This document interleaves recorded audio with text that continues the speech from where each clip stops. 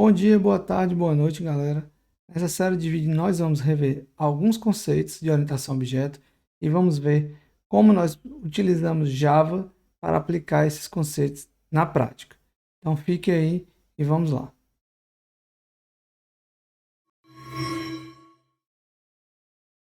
Então, nessa série de vídeos nós vamos retrabalhar os conceitos de classes e objetos, vamos olhar com mais detalhes para atributos e métodos, e vamos finalizar essa série falando de encapsulamento e modificadores de acesso. Vamos lá.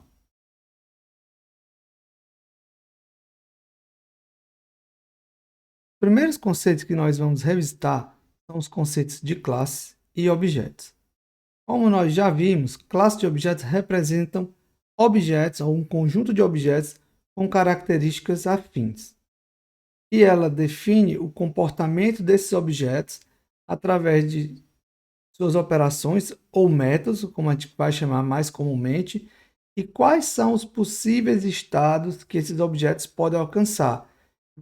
E a classe define isso através das propriedades ou atributos, que normalmente é o nome que a gente vai mais utilizar aqui. Então aqui nós temos o exemplo de uma classe usando a representação ML, no caso aqui é uma classe Pokémon. No retângulo de cima nós temos o nome da classe.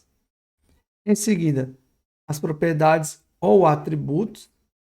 E na última caixa, na parte de baixo, nós temos as operações ou métodos que essa classe possui. Usando a notação em Java, que a gente pode chamar de assinatura, nesse exemplo, por que assinatura? Porque eu não tenho a implementação. Então, basicamente, a assinatura é assim que a gente chama. Para as variáveis não tem mistério, para os atributos da classe, né? Basicamente tem só a declaração ali. E o mais importante quando se fala em assinatura é quando se fala de métodos.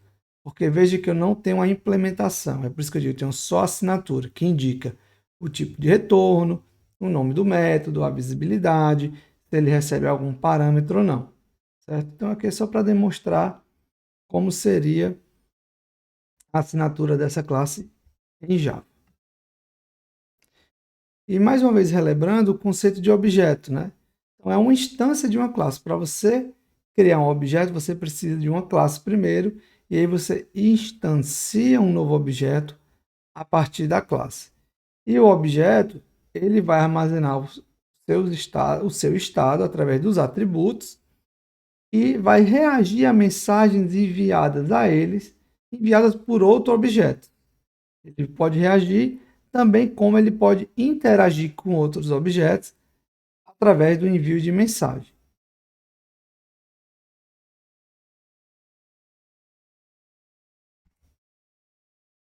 Lembrando que o objeto é uma entidade independente, como propôs o Alan Kay. A analogia com célula e entidades independentes ligadas numa rede. Então, cada objeto ele vai ter um estado interno que funciona como se fosse uma memória interna do objeto, onde valores são armazenados. E esses valores, obviamente, eles podem ser alterados ao longo da vida do objeto. A gente chama esses valores do conjunto de atributos ou de variáveis de instâncias. E a gente vai ver o porquê dessa segunda nomenclatura mais à frente. Além do estado interno,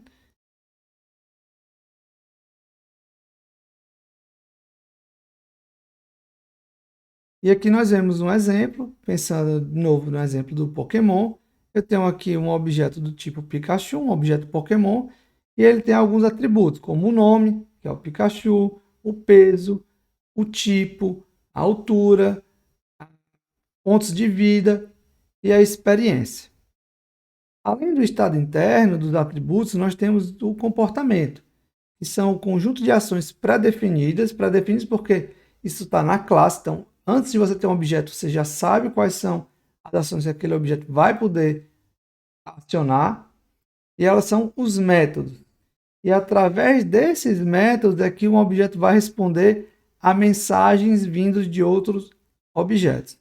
E nesse caso aqui, a gente poderia pensar nos métodos de ataque do Pikachu, do Pokémon, né?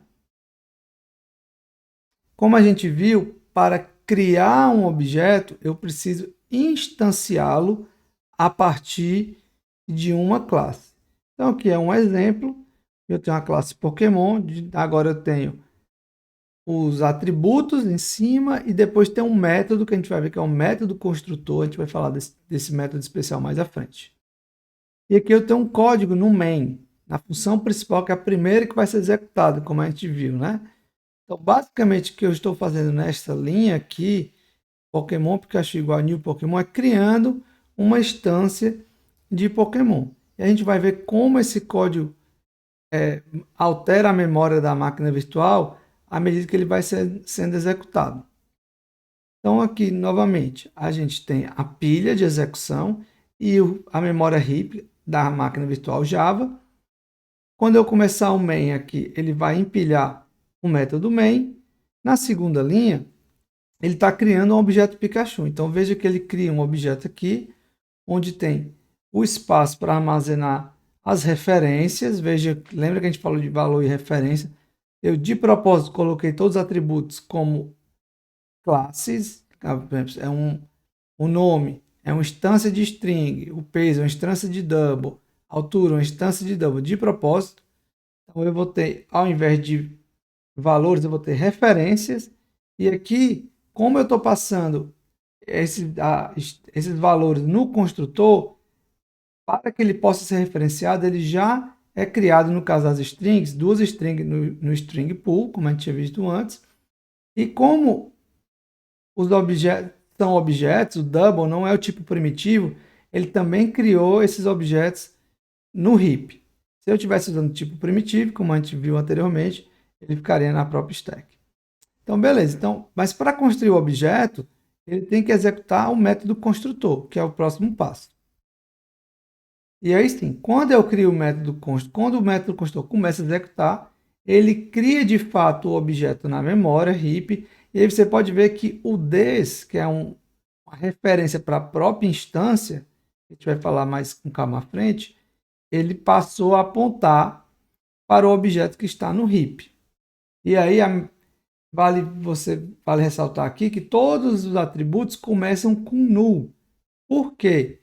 Porque, como a gente viu anteriormente, os atributos que são objetos, instâncias de objetos, eles são inicializados automaticamente com null. No caso, tipos primitivos são inicializados com zero, com exceção do tipo boolean e do char.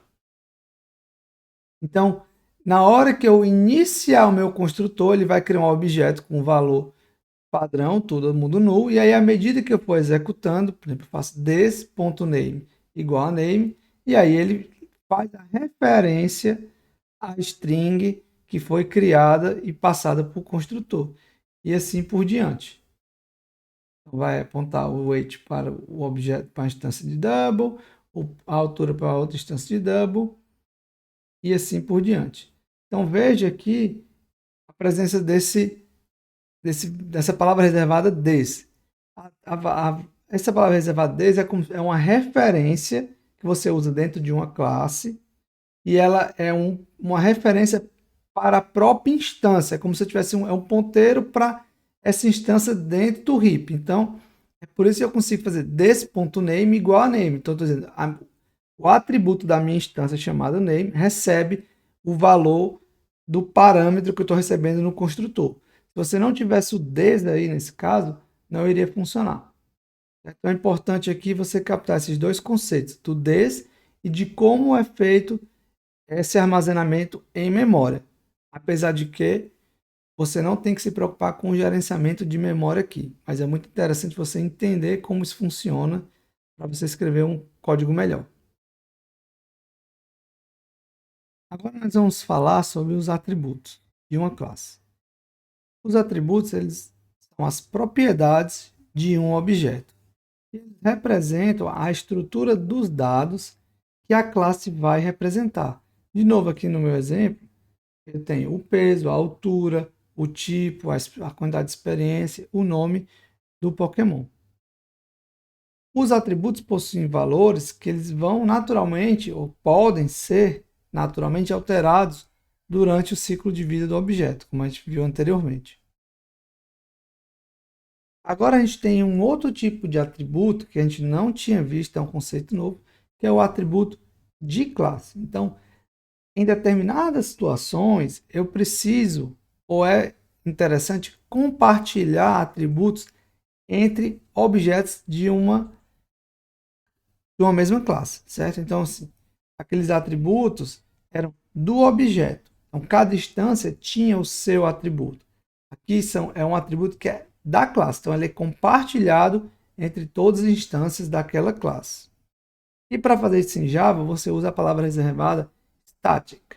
Então você diz que está criando um atributo que será compartilhado entre as instâncias daquela classe. No caso aqui, eu estou criando um atributo private do tipo inteiro e eu estou falando que ele é estático e estou inicializando com zero. Então, todas as instâncias de Pokémon terão acesso a esse atributo, mas ele é um só para todas as instâncias. A gente vai ver como funciona isso em memória a seguir. Aqui eu tenho um exemplo anterior, eu apenas adicionei um atributo estático aqui, integer, chamado de contador. Então, na hora que ele for executado, as variáveis estáticas elas são criadas dentro do heap em uma região especial chamada permgen. Então, daqui, qualquer instância de Pokémon consegue acessar esse cara. Esse atributo é um atributo estático, então ele não está associado a uma instância em si, e a gente vai ver na prática como é que ele funciona. Agora nós vamos falar de métodos. Então, os métodos definem as habilidades dos objetos. E a ação definida pelos métodos, ela ocorre somente quando um método é invocado através do objeto. E vale ressaltar, como a gente viu, que assim como funções em C, os métodos podem ou não retornar valores. Existe um método especial aqui que é o chamado método construtor.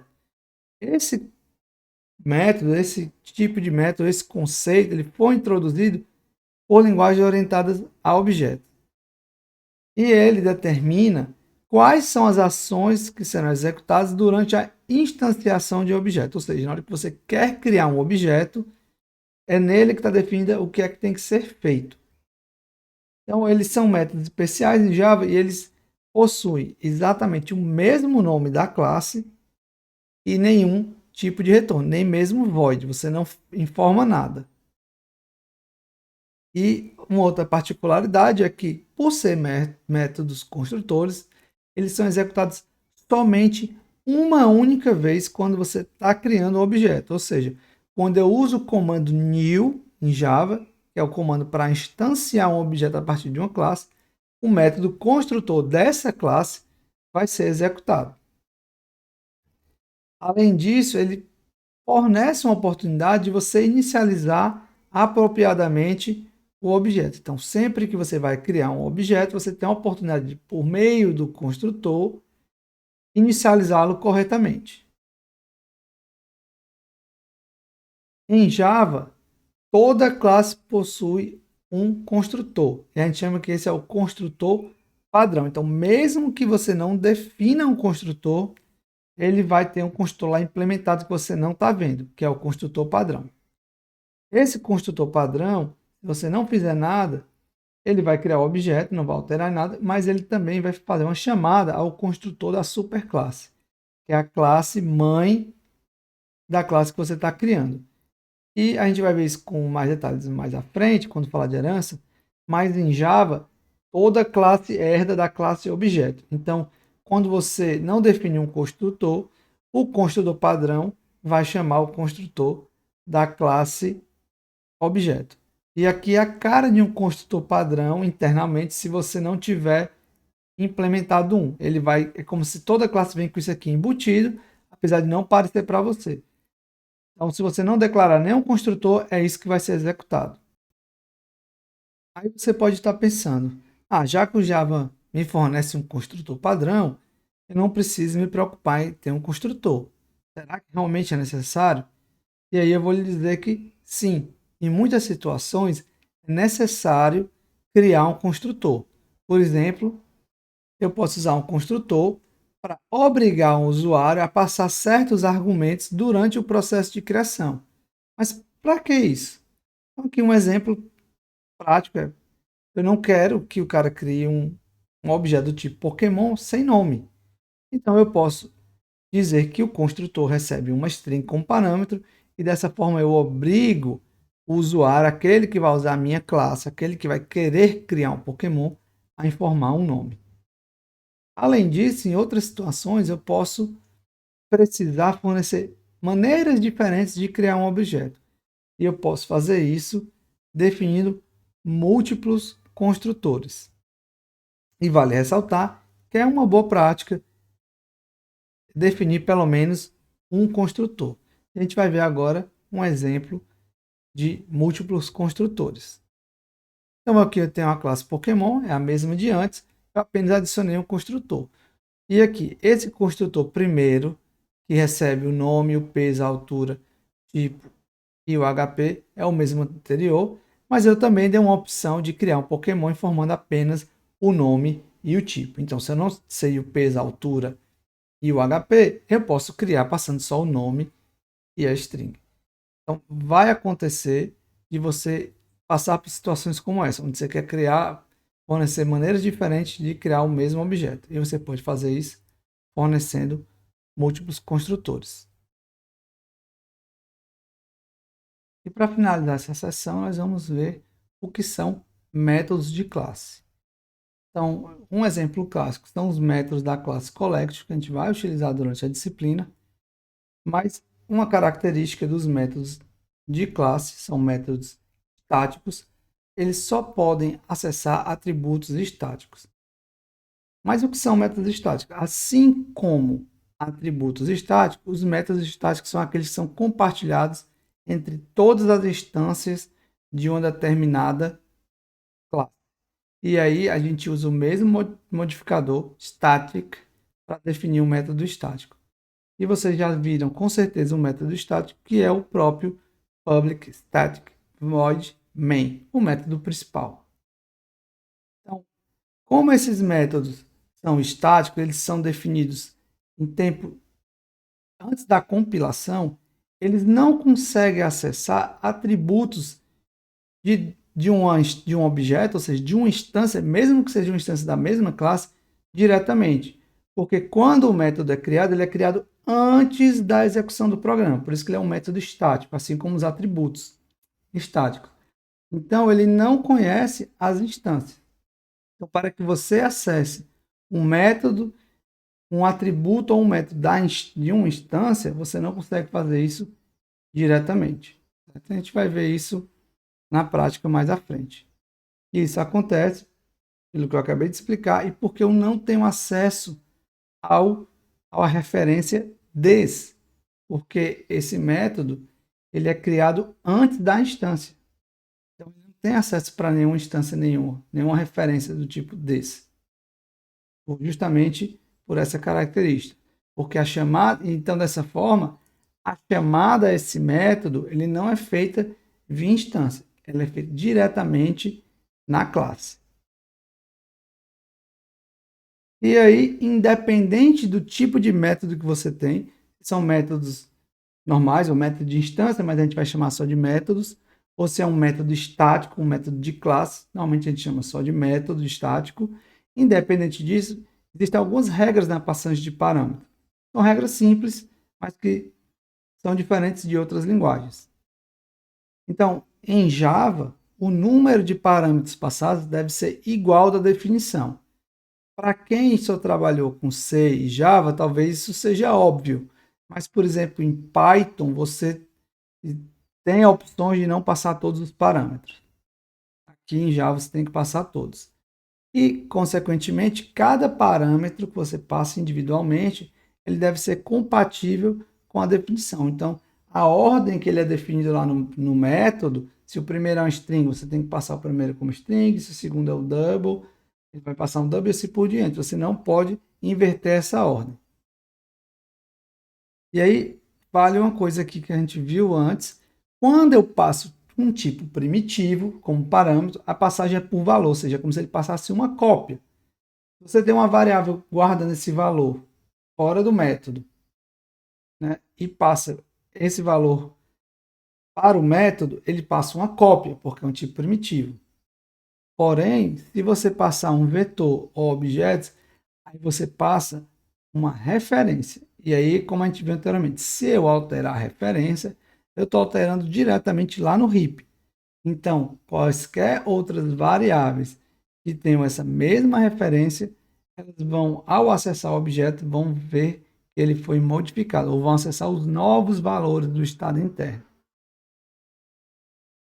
E, além disso, eu posso passar expressões como argumento. Como assim, professor, expressões? Vamos supor que você tem um argumento que é inteiro. Você pode passar, por exemplo, 2 mais 3 ou 2 mais x, onde x é uma variável inteira. Você não precisa passar diretamente o valor. Você pode colocar uma expressão, ela vai ser resolvida antes pelo compilador e vai extrair o valor lá. Isso é só um detalhe. E a gente fica por aqui nessa primeira parte, nessa primeira sessão, revisitando os conceitos de classes, objetos, atributos e métodos, e introduzindo dois conceitos novos que são de atributos e métodos de classe.